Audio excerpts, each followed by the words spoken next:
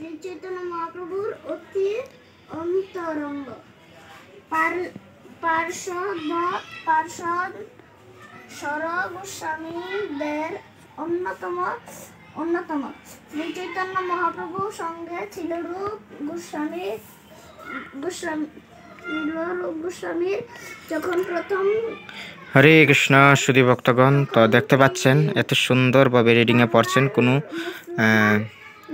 তেমন কোনো ভুল হয় না ওনার। এত সুন্দরভাবে এই বয়সে শুদ্ধ উচ্চারণ, বাংলা উচ্চারণ। তো দেখেন, একটু শ্রবণ করুন। আমরা এত অল্প বয়সে উনি খুব সুন্দরভাবে। তখন দবির খাস ও সাকর মল্লিক নামে পরিচিত ছিলেন। আজ থেকে 500 বছর আগে সেই সময় হিন্দু সমাজ অত্যন্ত গোঁড়া ছিল এবং কোন ব্রাহ্মণ যদি মুসলমান নবাবের চাকরি গ্রহণ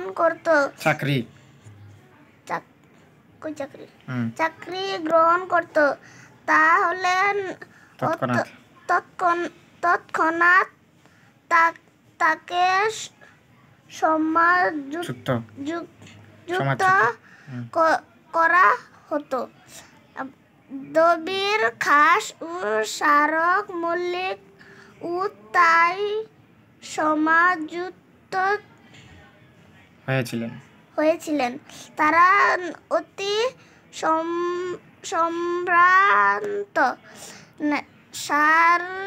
সারস্বত ব্রাহ্মণ কুলে জন্মগ্রহণ করেছিলেন, কিন্তু মুসলমান নবাব হুসেন শাহের দরবারে চাকরি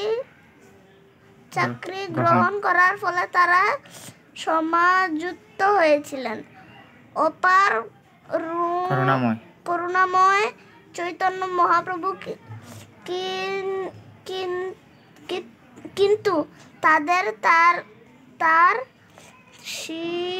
শিষ্য রূপে গ্রহণ করেন এবং সমস্ত ব্রাহ্মণকুলে সর্বশ্রেষ্ঠ যে গোস্বামী পদ তাদের অধিষ্ঠিত করেন। ঠিক এমনই ভাবে চৈতন্য মহাপ্রভু হরিদাস ঠাকুরকে তার হরে কৃষ্ণ মহামন্ত্রের নামাচার্যের পদে অধিষ্ঠিত করেছিলেন। যদিও তিনি যবন কুলে জন্মগ্রহণ করেছিলেন,